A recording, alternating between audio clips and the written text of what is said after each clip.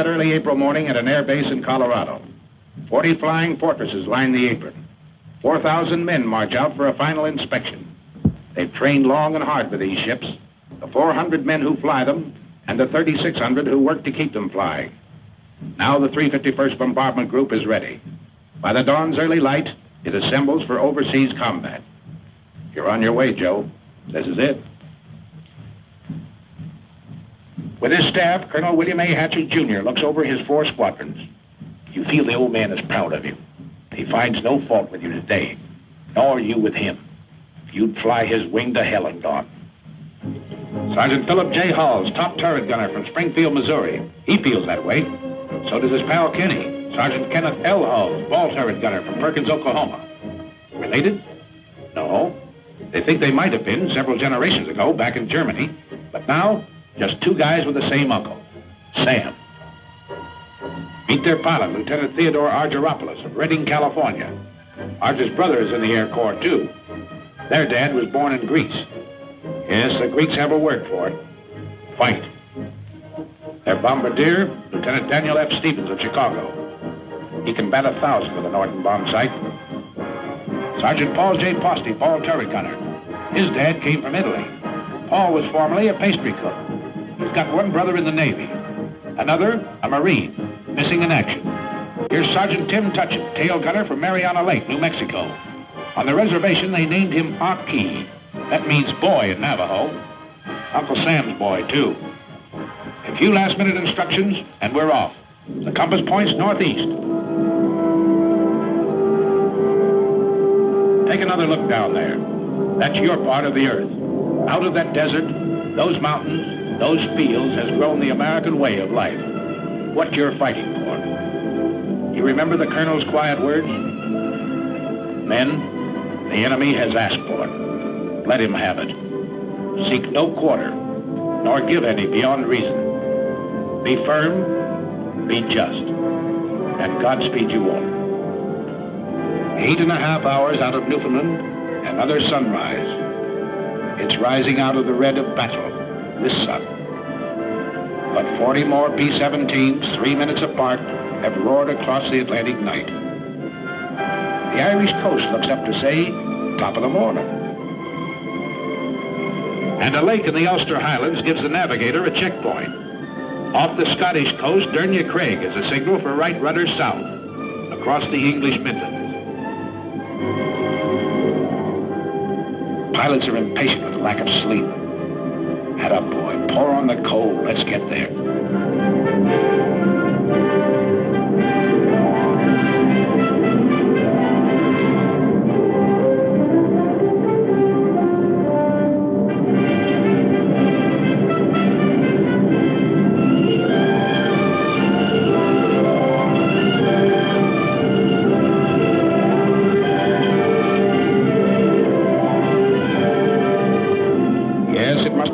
Different when the wings carried swastikas instead of these big white stars.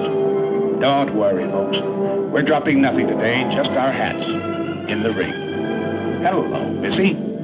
We brought something for you and brother. Chewing gum and chocolate bars. And there's a crate of oranges in the ball turret. Ah, there, Grandpa. We'll be seeing you for a glass of that. And there's the base. 400 acres of dispersal areas. The RAF is on hand to welcome us. Set her down, Colonel. Set her down.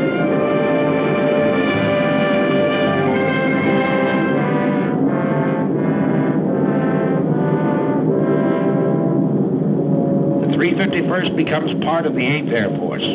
We've reached the battlefront. The combat crews move into English barracks. They give them those simple, quiet names for which Americans are famous.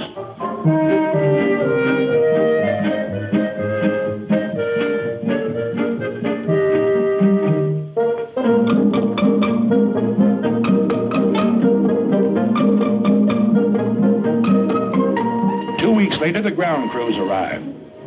Hiya, Gus. Great boat trip, huh? Only 7 days and without any escort, too, See any submarines? Oh, 100 of them, huh? Well, I guess you want to know, Gus. They tell me you was hanging over the rail all the way. Next day, big doings. Class A uniform. Shine those buttons. His Royal Highness, the Duke of Gloucester, brother to the King of England, drops in and is greeted by the old man. What's up? The Sergeant Major says the RAF is handing over the field to us.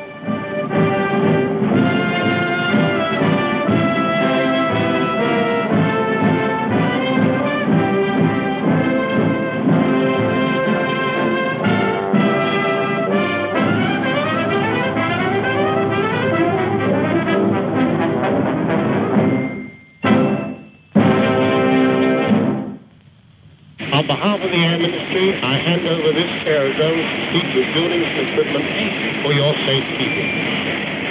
It gives me great pleasure to accept this station on behalf of the United States Army Air Force.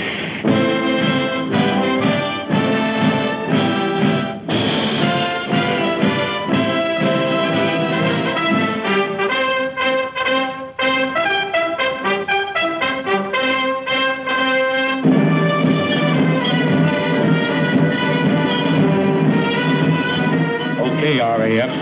If we can fit your boots, we'll walk it straight, brother.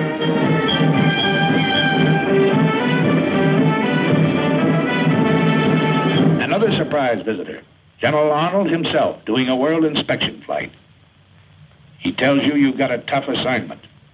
This is one head man who knows and doesn't kid you.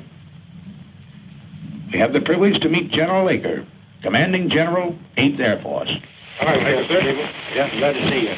How are you coming to this camera training film of yours? Well, it's a little early to tell yet, sir, but we're turning a camera on everything and everybody. Well, I know what General Arnold had in mind in having you make this gunnery picture. Captain Gable, our gunners are already the best in the business. But if they were only 10% better, it'd cost the Germans another 100 fighters a month. So fire away, gunners. Plenty more practice before that first mission. His sleeve is a forked wolf. Track him. If you don't, he might get you, and you might have to bail out. Over the channel, perhaps. But if you do, a Spitfire of the Air Sea Rescue Service is bound to spot you. A stubborn, tough gang, this outfit. They'll go after you any time, any place. They picked up men 3 miles off the French coast with Heine defense batteries screaming, "No, you don't." Their answer is always, "Sorry, old boy, we will."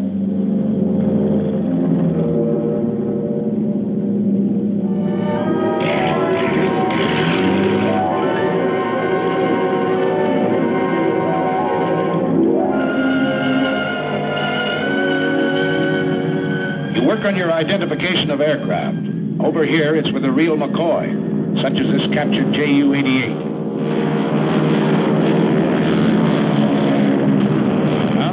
There it is, everything up forward, punched under the nose. But the Canadian pilot says it's a sweet flying ship. Yes, sir, a dangerous all-purpose aircraft. Or the Heinkel 111K. A bad hombre, but he makes good airplanes, gentlemen. These will be a happy sight in days to come. Your fighter escort, that big barrel nose job, circled in white, your own American P-47, the Thunderbolt, side by side with a graceful spit. These are what you don't shoot at. You hear daily lectures on security given by Major Scott, your Scotch-born intelligence officer. Let's stop kidding ourselves. This flying field is only 20 minutes from the battlefront. The dumb spies have all been shot. The smart ones are still living. And you may run into one of them tonight at the Red Lion pub. And if you go to the pub, remember, £1 is not $1, but $4. And that equals 20 shillings. 1 shilling equals 12 pennies, which equals 20 cents. 1 English penny equals 2 American pennies. And don't throw your pennies around. Major, seems to me the paper in this town is not very durable. What do you mean, durable? Laugh at this one for 20 years.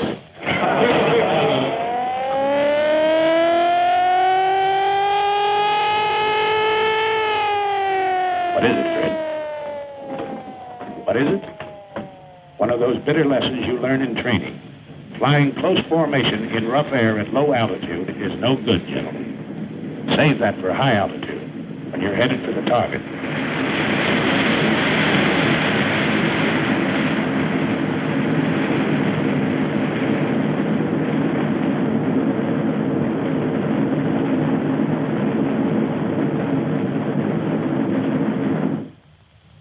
Next morning, we crawl out of the sack to find Britishers on the field again. Big Halifax bombers that had blasted Berlin during the night. Their own field was closed in by weather, so they dropped in on us for breakfast. Say, Percy, how's the yak-yak over there? Rough? Oh, not half bad, Yank. Well, cheerio, lads. Thanks for the M&As. So long, Percy, old boy. We'll be finding out for ourselves one of these days.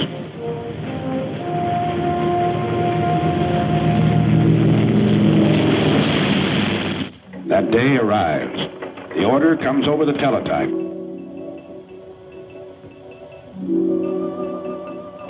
The communications clerk carries it to Colonel Milton, operations officer.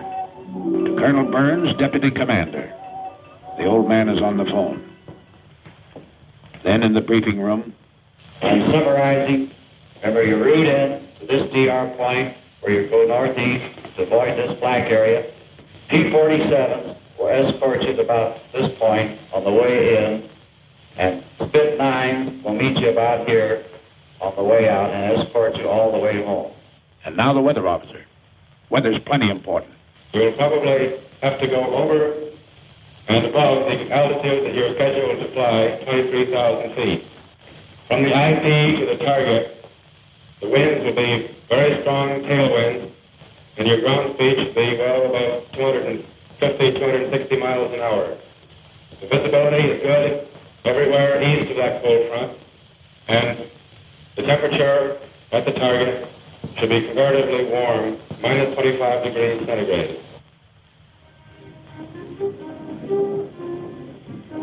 Today is your baptism of fire. If Lieutenant Argyropoulos ever felt responsibility, he feels it now. In the armament shop, his crew is picking up their guns.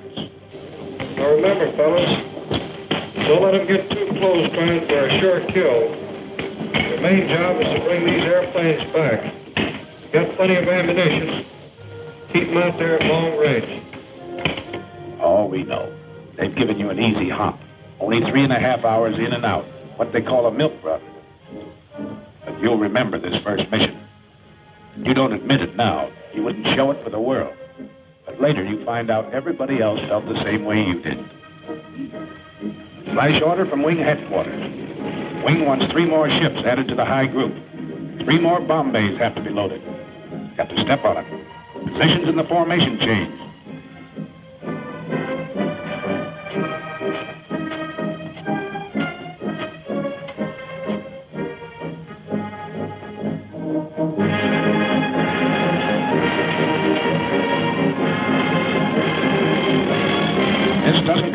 Sergeants Kenny and Phil Hulls. Gunners think only of smooth-working guns and plenty of ammunition. Ammunition's cheap. 6 cents worth of .50 caliber wanged into the cockpit of a Messerschmitt. That's what will bring you home. What did that weatherman say? 30 below over the target? Electrically heated suits. The Air Corps dresses for every occasion.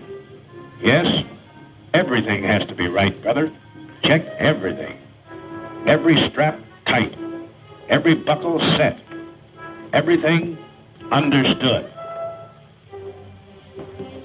You get into your flak suit. Mighty heavy material, but it wears well, the man says.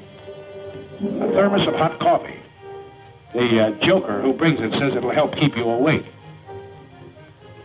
Art straps on his throat mic. Over this intercom system, he'll be able to talk to every man in the ship. And they can talk to him. They'll be talking for keeps today.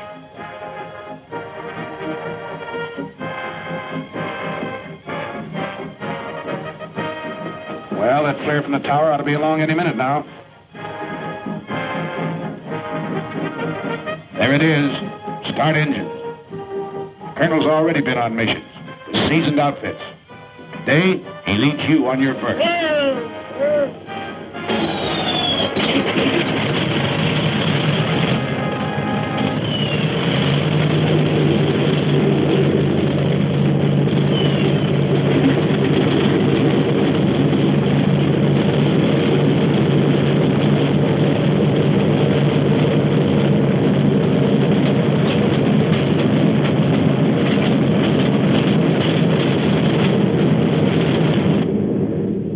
Second flare. Start taxi.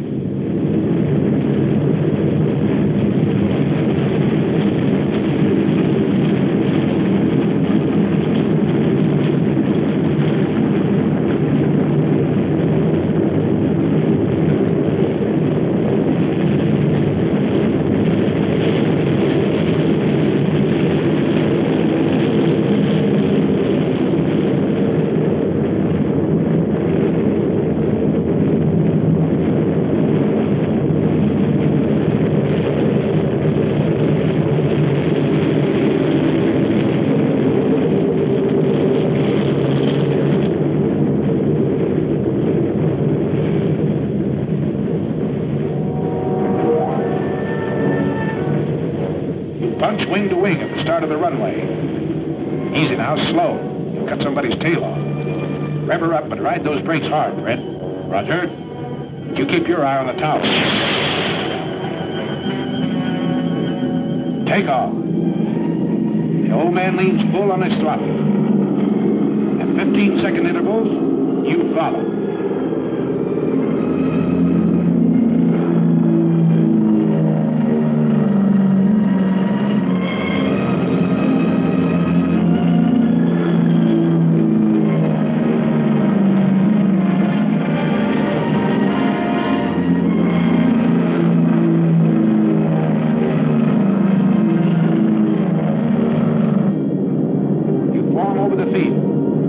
You're on your way.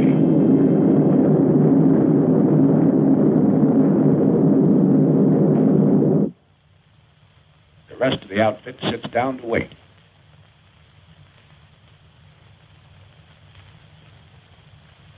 Go ahead, Mike. Your deal. Come on, I cut. Oh, okay.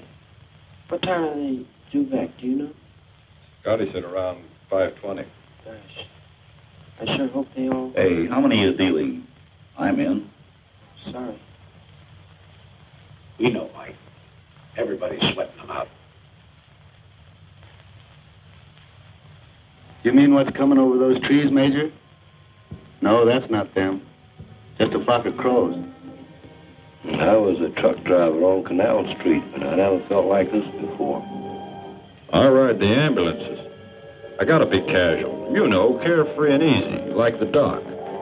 Listen, wise guys, talk to us. The ground crew for each ship. We'll tell you how to feel. Okay, here they are. 1, 2, 3, 4, 5, 6, 7, 8, 9, 10, 13, 14. That's the stuff. 17, 18, 19, 20. Here's the old man and Jenny.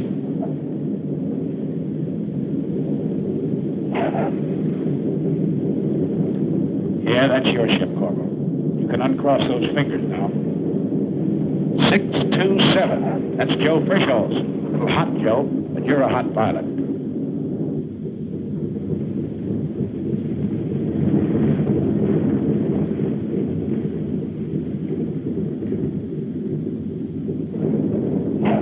Here's Gable in 742. Chalk him up.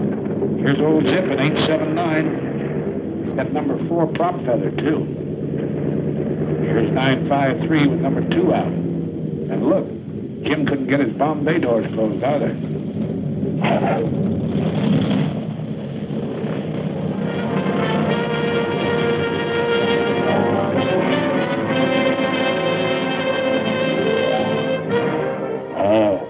OK sign, huh, Sergeant?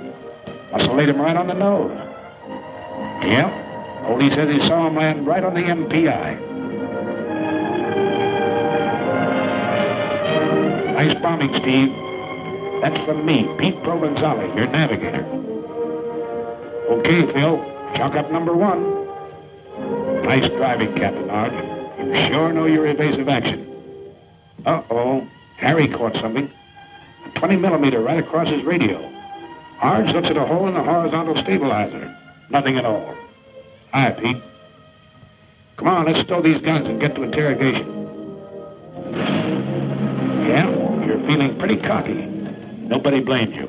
It's great to get that first one over with. But this one was pretty easy, remember? You got a lot more to go. Longer ones, tougher ones. Take it easy, boys. Take it easy. Back from the raid comes Major Louis Nowak, Group Surgeon. Doc flew this first mission to study the physical reactions of men in combat. He didn't have to go, but that's the kind of a doc he is. And today, on the walls of the officers' mess, begins the chronological record of the group's success. Coutray, a German fighter base in Belgium. Annie doesn't live there anymore. In the meantime, we find Kenny and Phil cleaning their guns in front of the armament shop. Hello, Captain. Hello, fellas. Well, how was it? You know, Captain, I don't think those Germans like us. Are you ready to go again? Sure. Gotta get this thing over. Did you learn anything you didn't know before? Plenty. At home, they told us the Jerry's made most of their attacks on the tail. Today, most of them are on the nose. Yeah. Most of the time I had my turret pointed at 12 o'clock. I must have fired 1,000 rounds. Let's go all these guns, Ken. All set? Yes, check those guns. You had plenty more use for them the next 2 weeks. Emden, Kiel, Wilhelmshaven, St. Nazaire, Bremen. And every swastika stands for a Hun pilot that asked for it and got it.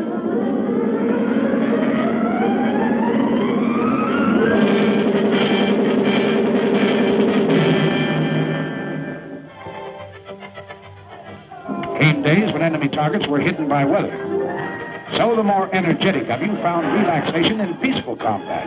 While the more studious men discussed tactical charts and maps, or something. But But the more cultured of the group, like Kenny and Phil, went into the nearby villages to visit the quaint old cathedrals, churches and shops in the English countryside surrounding us. Or on days when they were confined near the base, the old cathedrals and shops would come out to see them.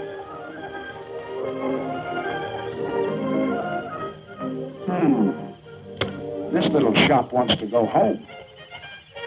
Meanwhile, back at the kitchen, we find a very unhappy and angry man. Hello, Sergeant Posey. Hello, Captain Gable. What's this? I thought you were a World War II gunner. I thought so too, sir, but I've been grounded. Oh, your pants crept up on you, huh? Yes, sir. They found I was chef at the Brown Derby in Hollywood, and now they have me in the mess making a cake tonight for the officers' party. Nothing you can do about getting back into combat? I don't think so, Captain. Well, Sergeant, remember this. There are 2 kinds of cake. One of them's good, and the other one, I'll be seeing. But gals or parties, you're still fighting a war. And you're getting mighty good at it. Nobody knows it better than the sucker who started it. Little Adolf. Well, Sergeant Posting, back in the combat, huh? Yes, sir. How'd you manage it? Well, good. You know what you said. There are 2 kinds of cake. So Poste's back in the air with you. You're blowing factories and power plants 1,000 feet in the air. Okay, how about you, Winchester? Well, I have a little excitement. What happened? I have a little present here for you. What's that, black?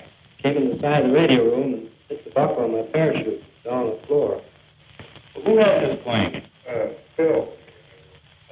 What time was that? It was about $1,600. $1,600. Where'd it happen? You know, that's what it Yeah, it's right here, just east of us.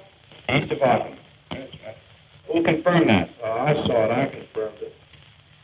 After he fired it, came down and passed underneath our left wing and exploded right underneath it.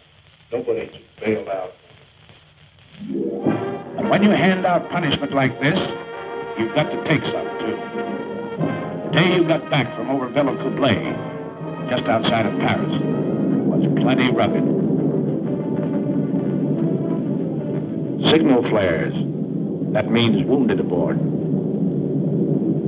What's tough about it was you had to bring your bombs back. You couldn't drop them. When you reached a target, you found it closed over by weather. That's an order when you're flying over France. No indiscriminate bombing. Just German installations.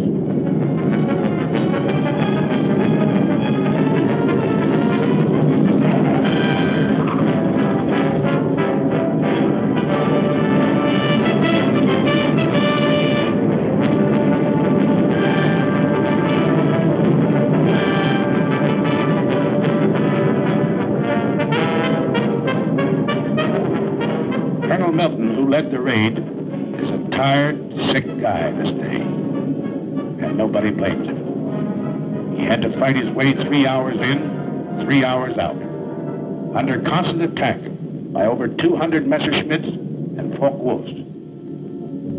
He lost men, he lost ships, and couldn't strike his blow. That's rough. Here's Peter Provenzale. Remember him? Arge's navigator? Today he got a 20 millimeter through the leg.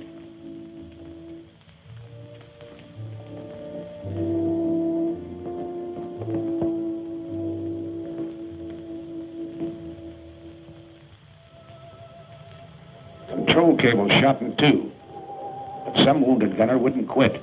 He tied them together.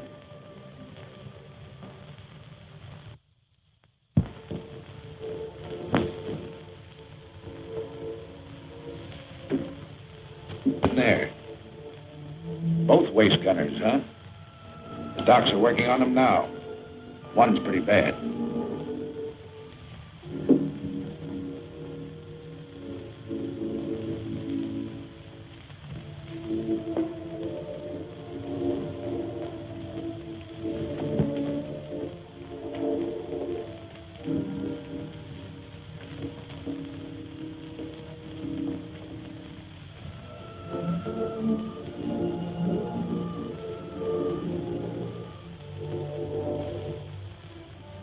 Easy now, you guys. It's Bob Wallace, co-pilot.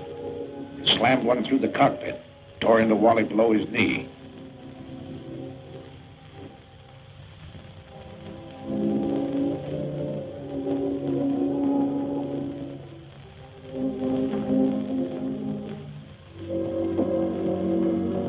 Bulletproof glass.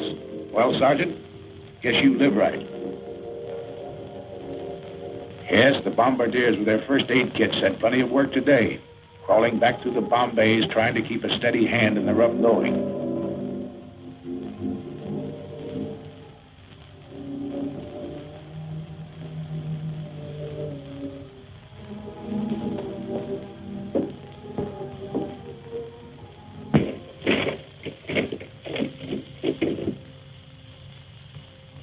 Many of your pals left you that day.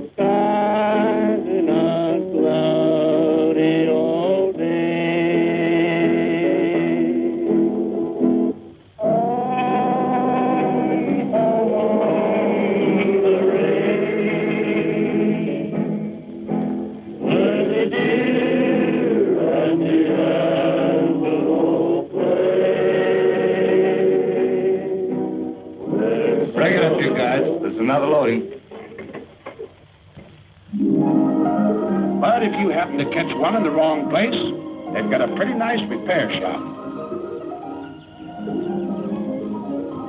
Ever see a sergeant flip a tulip in a lieutenant's face? Well, you just did.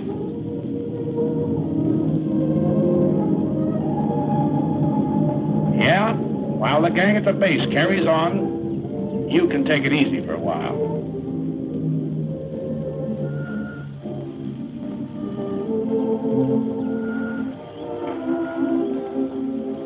How they fighting, Sarge? Nice fat fight, huh? This one's been stretched a little. We drop in on Lieutenant Bob Wallace to see how he's doing. How are you feeling? Great, I'll be out of here in a couple of weeks. Oh, Miss O'Neill, it's Captain Gable. How do you do, Captain Gable? How do you do, Miss O'Neill? Wally, I never got a chance to ask you. Tell me just what happened when you got hit. Well, we'd left the target. We were on our way home. We got to the post, and we had our guns stowed away. A couple of FWs snuck up on us and gave us a good burst. Oh, I see. You had your guns stowed away, huh? That's right. That was a little early, wasn't it? It certainly was. It's not a very good idea to relax over here until you get back to your own base. Is that right? That's right. Well, go ahead. Then what happened? Well, after I got hit, I climbed down out of the pilot's compartment and got the top turret gunner to help me down in the bomb bay. He gave me some first aid, put the tourniquet on my leg, and took a good job of it. Well, that's fine. I guess you think it's a good idea for these combat crews to have first aid training then, is that right? I sure do. Yeah. So, Wally, what do you think of the B-17s? Your instruments, your guns, and all the rest of the equipment they're giving you to fight this war with? The best equipment in the world. That's good. Say, I hear you got your Purple Heart, too. Yes, Colonel Kendall was in the other day and gave it to me. I was more nervous than when those FWs were diving on us. Well, outside of that, are they treating you all right around here? Did you hear that, Miss O'Neill? Wally's doing okay. Back at the base, they repair your ships, too. The busiest legs in the outfit belong to Major Ace Aiken, the S-4. This airplane's got to fly in the morning. It's going to be ready? Well, Major, I don't know, sir. Well, let's have no ceremony. Let's get the fans turning. Keep the fans turning. The slogan of the ground group. They work hard, these boys. They work 90 hours straight without sleep. But your ship is their baby, and she's got to fly. And if you need to repair a few thoughts, Sunday's always a nice day for it, if there's no raid scheduled.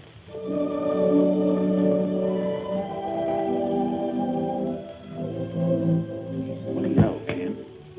This church was built 900 years ago.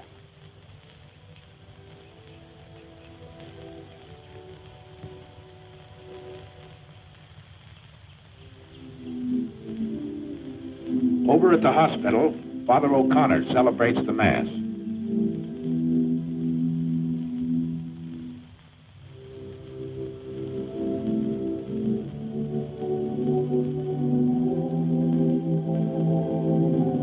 The boys receive Holy Communion.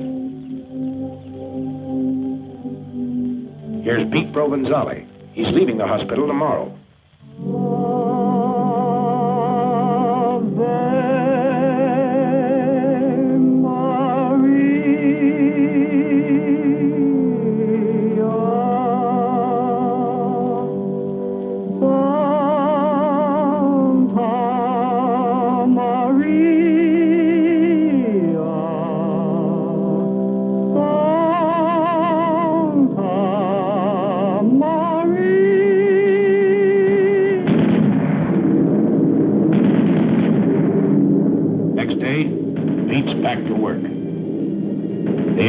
Back to work. The 351st is still flying, Adolph.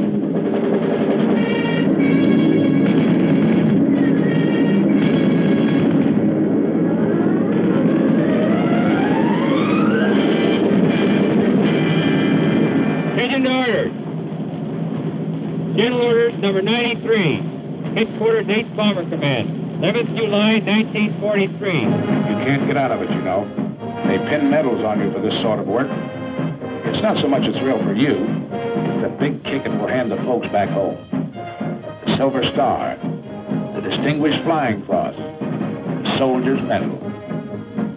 Dad and Ma and that certain girl.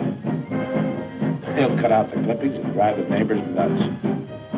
Bombardier Stevens, the DFC, because he's been batting 1,000 over Germany.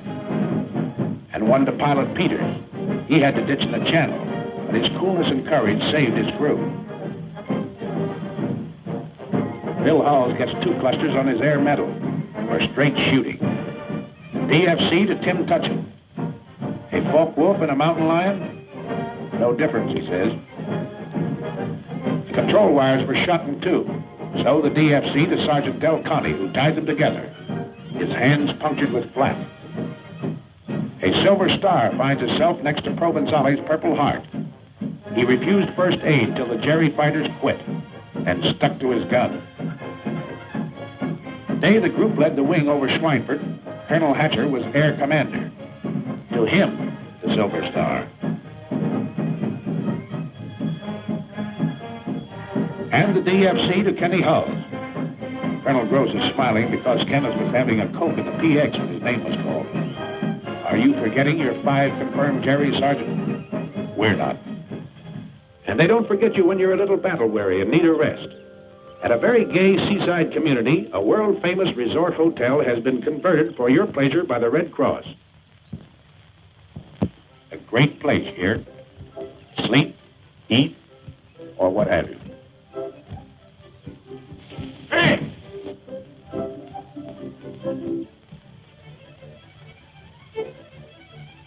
Not on your life, Clark. None of that here. Oh, but look, Art, just a few shots. Oh, we're here for a rest. Right, you guys? Right. Well, all right, then, how's this? I'll follow him around with a silent camera for 1 day. Don't have to say a word. Good deal? Good deal. English Surrey with a fringe on top. Nice fringe. Carry you to the old swimming hole.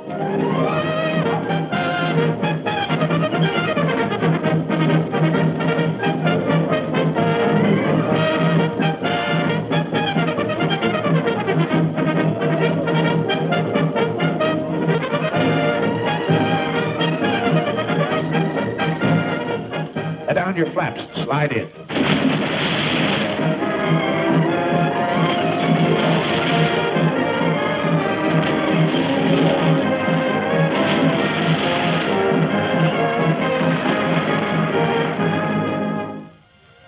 Now let's see what the boys back at the base are doing. Why, they're getting a few laughs, too. We'll let the man who's handing them out tell you about it. Hello, everybody. This is Bob somewhere in good old Jolly Hope, laying a few eggs for the boys that really know how to lay them. Yes, sir, this is one of the happier cow pastures that we worked in over there in England. And look who's dancing. You know, I used to dance with Fred Astaire, but we couldn't get girls. And right here you see Jack Pepper, who's here through the courtesy of his draft board. This picture's a little dark, I understand, but after we were there a couple of weeks, we got a little braver and we started to work with the lights on. This is really a great, great crowd out there tonight.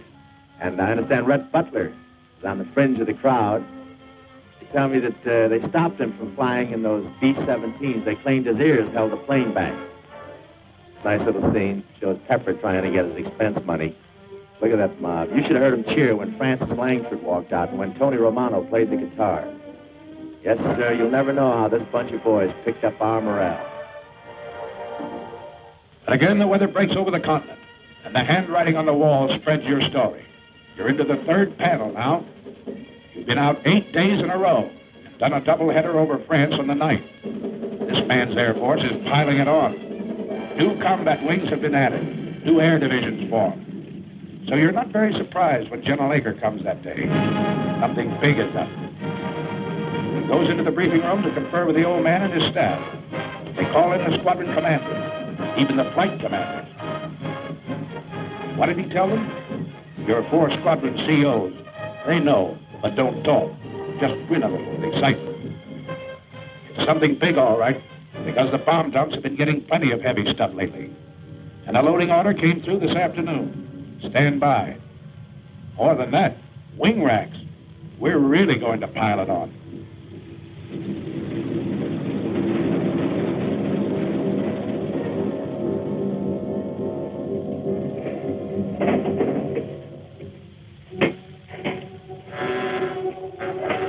And that night, as always, when you know a real dilly is coming up, you're a little restless.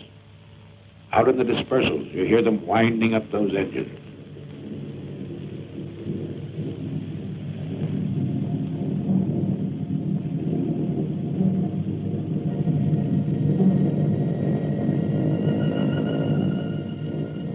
That's all right, ground crew. Make 'em sing. Make 'em sing good.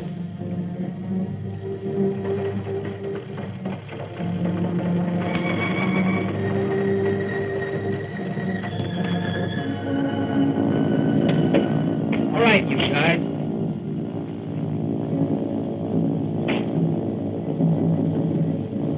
Breakfast at 3, briefing at 4.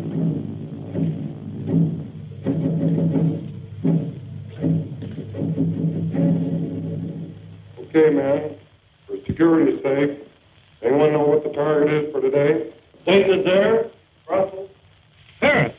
Oh, we'll see. All right, sir.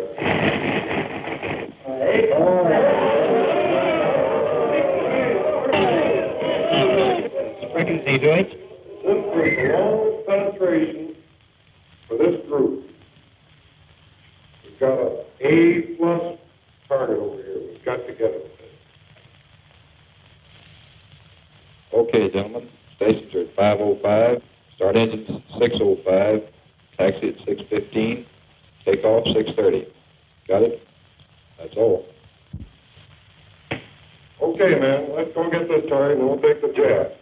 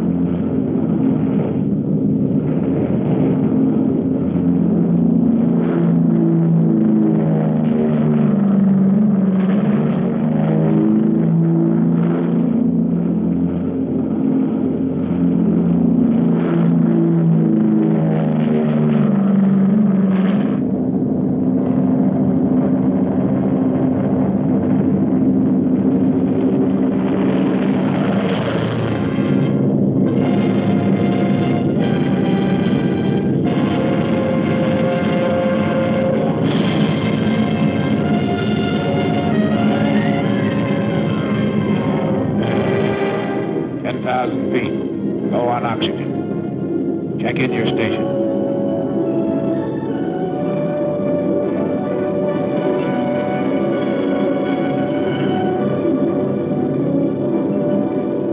At the designated splicer point, still over friendly territory, rendezvous with other groups.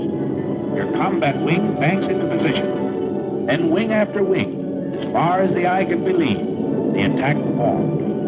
It heads for its assigned targets 500 miles away. Up until this moment, your fighter escort is still on the ground, guarding its limited fuel capacity.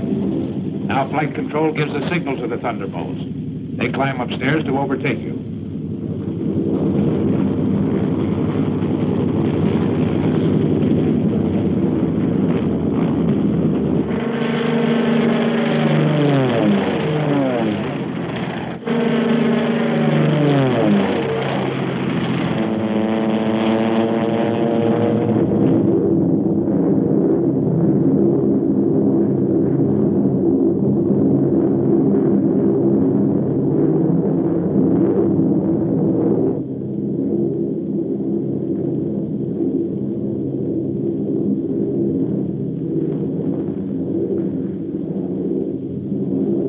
Fighters, 3 o'clock low.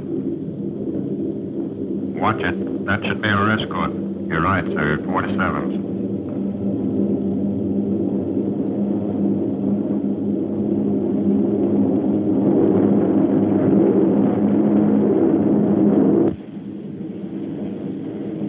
to crew. Pilot to crew. Over enemy coast.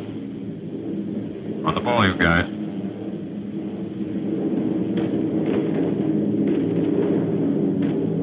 Hey, get a load of that flag. Can't that go any higher than that? Where do you want to have it? In a bomb bay? Why don't you lean out and smell it? That's right, you guys. Laugh it off. Right now, a bum joke goes better than 2 fingers of rye. Around 3 hours out, Arge looks at his watch. He knows it's time for the fighter escort to turn back. From all over the ship, you watch them leave. You're really on the ball now, because you know that enemy fighters will appear any minute.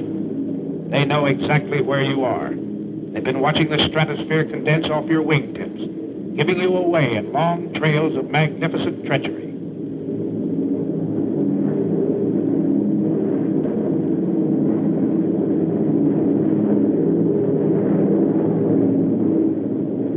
Okay, here they are. 9 o'clock high, enemy fighters. Same thing at 3 o'clock. Yes, at least those vapor trails work both ways. Arch watches the enemy formations as they parallel your course. Seems obvious. They're staying out of range, going out ahead to turn in for a frontal attack high. All turrets swing about to help guard the rear. Top turrets hunt the sky above in all directions. There's some more out there. Keep your eyes peeled. Now it comes. The enemy pours in at you from every point on the dial.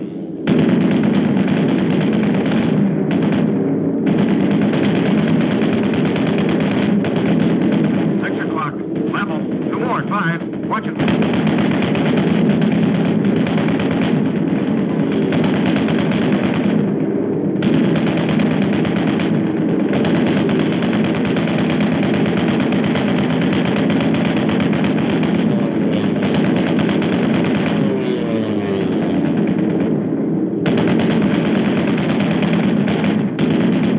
Get that one at 3.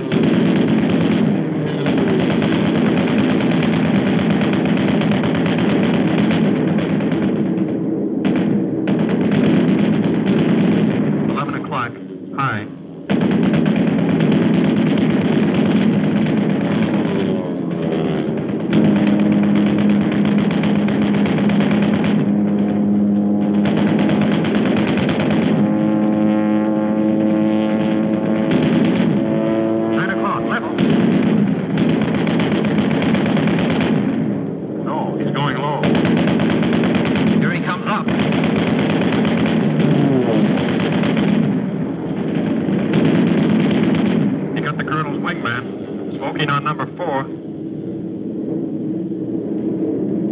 He's going out and down. Check the chute, you guys.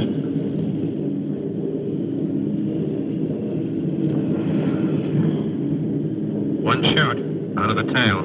2 out of the waist. The other 2 boys out of the nose. There's 2 more. Pilot the tail. Pilot the tail. Let me know how they're doing back there. Roger. Fighter, 6 o'clock. Coming through.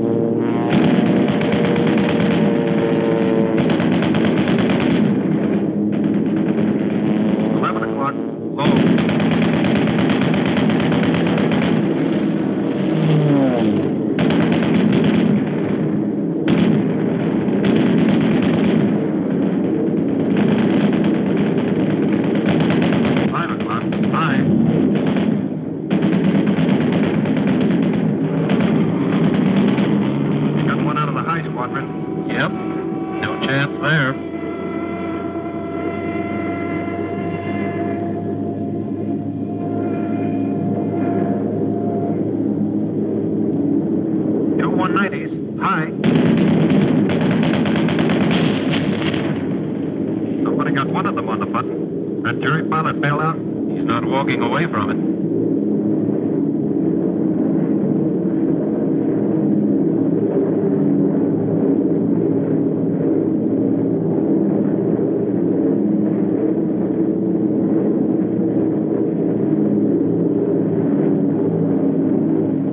Still they barrel in at you. A little short on heart, plenty long on guts, this enemy.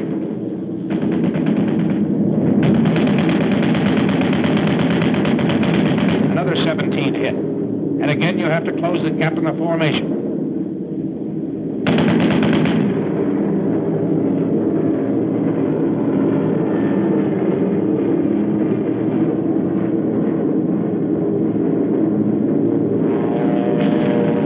and again they come. 12 o'clock high, 4 o'clock level, out of the sun, and up from the ground.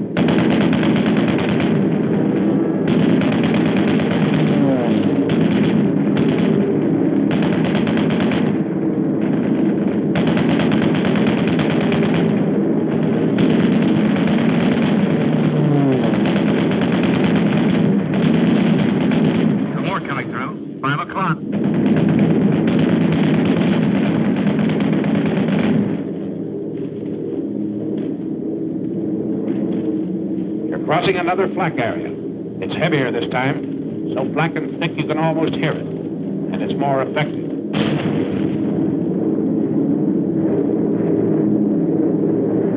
Shorty's been hitting feather number 4. Cover them all you can, everybody.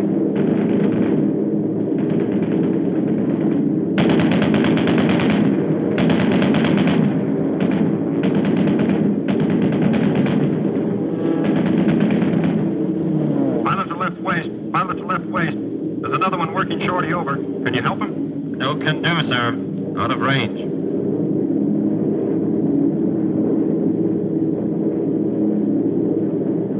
Beginning of smoke screens announces the approach to the target area. The enemy's been caught off guard. He's trying to cover up. Too late. In desperation, through his own flak, a final Hun fighter makes a pass at the low squadron. Driven off. But still,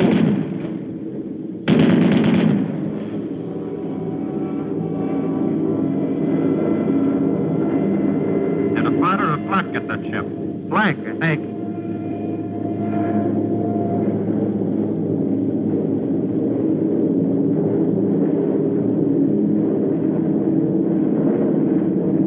There it is. The flare out of the lead ship. The signal for the bomb run. This is your attack.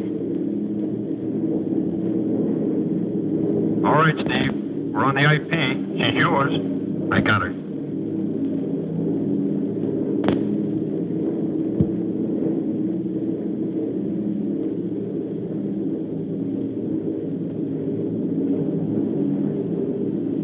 Bombay doors open.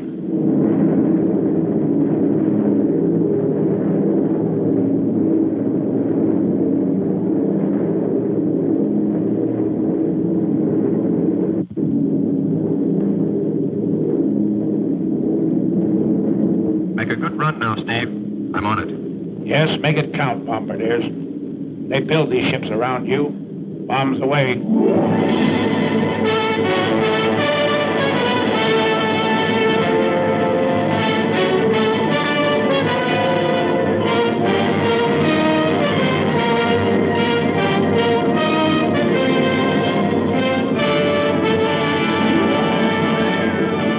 The lead group picks out its MPI in the dock area. Let's go with the heavy stuff and the big incendiaries. The high group heads for the industrial section and hands out the same medicine.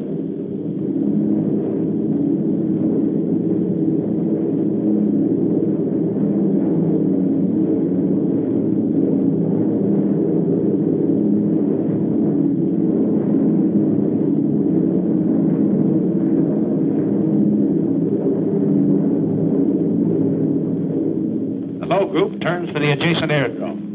It blasts the field, the hangars, and repair shops with hundreds of deadly anti-personnel bombs.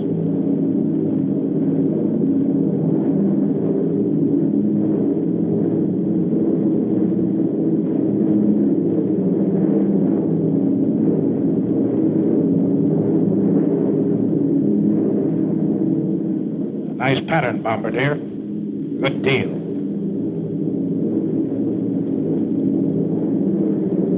Can't hear what's going on down there, 5 miles below you. But marshalling yards and chemical tanks, ships and warehouses, spare engines and ball bearing factories are disintegrating in molten chaos.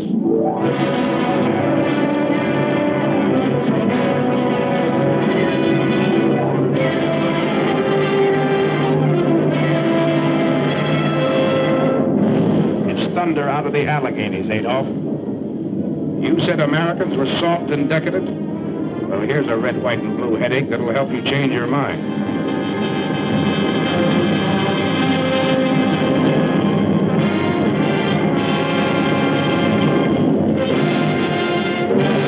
bay doors close, take a last look at the target area. The smoke from its burning debris rises 16,000 feet into the air. More flak. The aim's still good down there.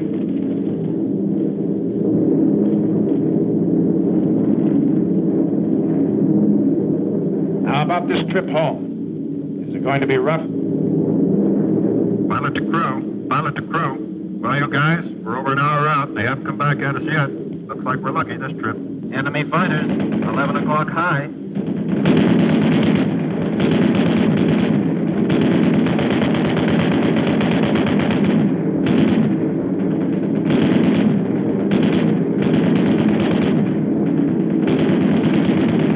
Another 1 o'clock high.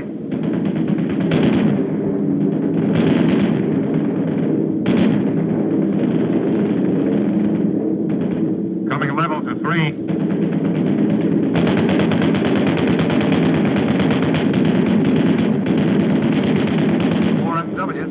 High. They don't want it. ME 110, 1 o'clock high.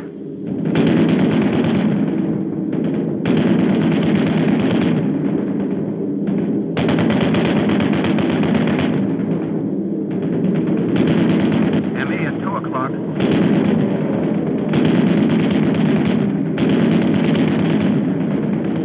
I got him.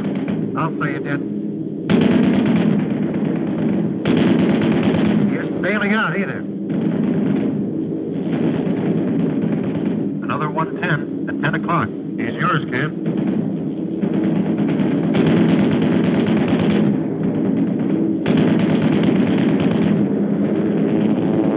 There he goes. In the pigeon. Stoffel commanders throw their pilots into formation with suicide orders. And that's what they get. Formation is tighter than ever. You're not sparing ammunition. You're knocking them down like mallets. One more.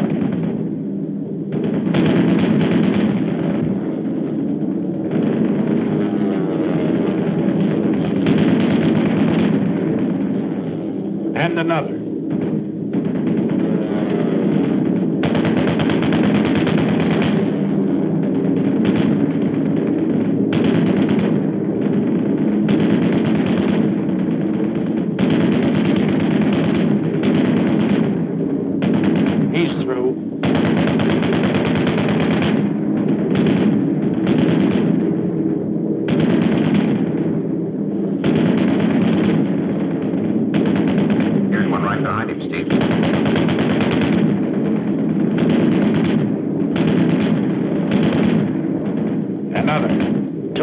For the boys up forward.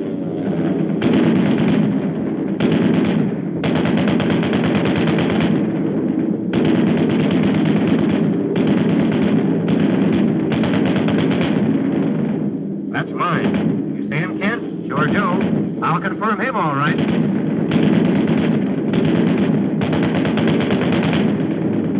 Get this 110. Pull her up, Bart. Pull her up.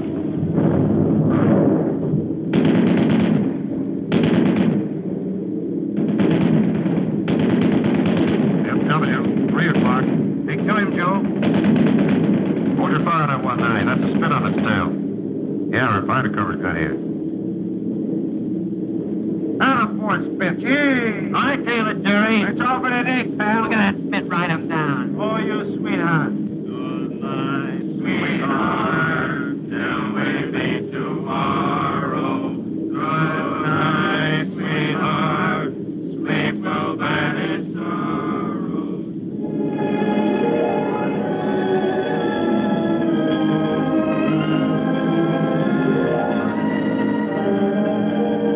Shadow on the undercast, the pilot's rainbow. Mission's end, but not the end of the battle. Fighting men from Maine to California still have a long, tough rainbow to travel. But they're looking the enemy right between his eyes. They're fighting him the American way, their American way of life. Enemy of America, look at these men. They're not going to lose, brother.